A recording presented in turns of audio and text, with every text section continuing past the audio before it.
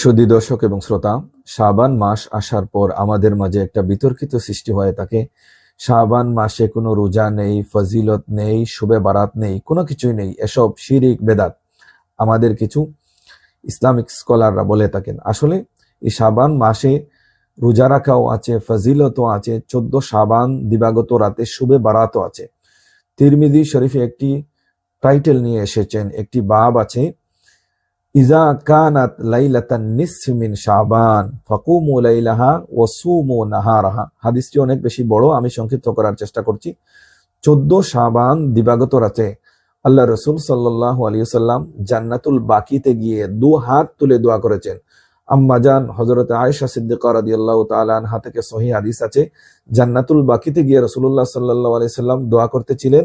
হযরত আম্মাজান আয়েশা সিদ্দিকা রাদিয়াল্লাহু তাআলা আনহা রাসূলুল্লাহ সাল্লাল্লাহু আলাইহি সাল্লামকে খুঁজতেছিলেন। তারপর রাসূলুল্লাহ সাল্লাল্লাহু আলাইহি সাল্লাম বললেন, এই রাতটি হলো অনেক ফজিলতপূর্ণ বড় একটি রাত।